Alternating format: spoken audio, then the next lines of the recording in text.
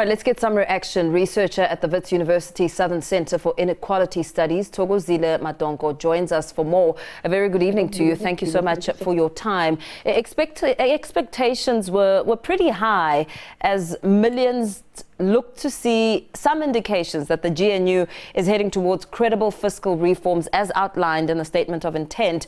What impression did you get from the Finance Minister's speech today? Good evening. It was more of the same. There was a part of me that felt that the minister was not necessarily delivering a policy statement in the same country that I live in terms of need, in terms of high unemployment, inequality, the state of our public services. Instead, it was business as usual. The minister listed three priorities of the GNU. He spoke about driving inclusive growth and job creation, reducing poverty, and tackling the high cost of living, as well as to build a capable, ethical, and developmental state.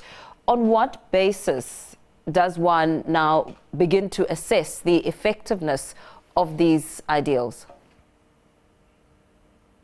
The devil is in the details, so it's in the numbers. And it's clear that this policy statement, because remember, this is not the budget, so the finer detail will come out in February. But it is a statement of telling us broadly what the fiscal policy is and what they think is the best path in terms of dealing with the structural constraints to manage those three priority areas. But in some ways, when you look at the detail, so they're prioritizing debt to such an extent that it crowds out resources to public services. They are then saying, in terms of public services, we're going to reduce the cost of public services by reducing the cost of the public sector wage bill, by enabling public servants to volunteer themselves out of the public service, which is the 11 billion that they've set aside for early retirement, and with the hope that they could make the public service cheaper by bringing in younger talent. Now, we need younger talent, but we also need skilled, experienced talent as well. So it's almost like they're tying themselves into knots to deliver a supposed growth strategy, but it's the same strategy they've been delivering since 2012, and we haven't seen growth. And when you look at the growth, but their own growth projections, we're not seeing any major shifts or changes. South Africa is in a low growth trap, and one of the best ways that they could have creatively addressed the structural problems is to talk about a rights-based, needs-based budget, one that looks at what is the need in our society.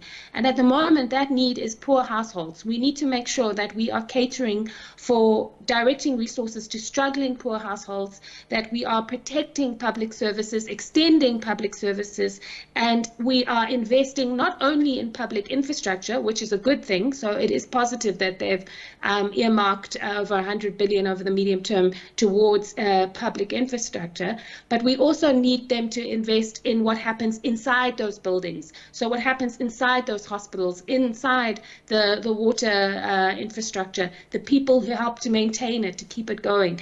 And so we need to see greater investment in transport, in housing, and broad-based programs that then drive employment.